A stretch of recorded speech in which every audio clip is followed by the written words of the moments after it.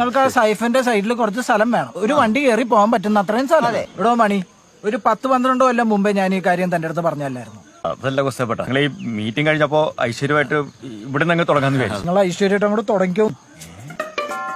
അതെ ഭീമ, നീ ആ ഡോക്ടറിന്റെ അവിടം വരെ ഉള്ള വഴിയൊക്കെ ഒന്ന് വെട്ടിത്തടിച്ചിടും. 4 സെന്റ് സ്ഥലം തരാനുള്ളതല്ലേ. പുള്ളി വരാൻ ഒരു മാസം കൊണ്ട് വന്നിട്ട് തുടങ്ങാന്ന് വെച്ചിട്ടാ. ഇപ്പൊ തന്നെ അങ്ങോട്ട് തുടങ്ങിക്കൂടെ?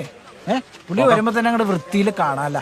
അമ്മാരെ വഴി വെട്ടി നമ്മുടെ പറമ്പിന്റെ അവിടം വരെ എത്താറായി. അവിടെ ചെന്നിട്ടേ ആ പണി അങ്ങോട്ട് നിർത്തി വെച്ചേക്കാൻ പറ. പരിപാടി പറയണോ ചേട്ടായല്ലേ അമ്മമാർക്ക് സ്ഥലം വെറുതെ കൊടുത്തത്? നാട്ടുകാർക്കും ഗുണം വേണം, നമുക്കും ഗുണം വേണം. അന്ന് ചെയ്തത് അവർക്ക് ഗുണമുള്ളത്, ഇത് ചെയ്യാൻ പോണത് നമുക്ക് ഗുണമുള്ളത്. അതെ, പണിയൊക്കെ നിർത്തിക്കേ. നിർത്ത എന്റെ ചേട്ടനോട് സംസാരിച്ചാണല്ലോ, പുള്ളിയൊക്കെ ആണല്ലോ. അങ്ങനെ അങ്ങനെ പലതും പറയും. അവിടെ ഞാൻ ചോദിച്ചാൽ മതി. നാട്ടുകാർക്ക് ഒരു നല്ല കാര്യം ചെയ്യാന്ന് വെച്ച അളിയനും അനിയനും പെങ്ങന്മാരും അവർക്കും കൂടി അവകാശപ്പെട്ട സ്ഥലമാണെന്നും പറഞ്ഞു. നിങ്ങളൊക്കെ കൊസ്തേപ്പിനോട് ക്ഷമിക്കണോടാ. ചാവാൻ കിടക്കുന്ന ഡാഡി വരെ പറഞ്ഞു. ഇതുവരെ നടന്നു പോയന്മാരൊക്കെ അങ്ങനെ തന്നെ പോയത്.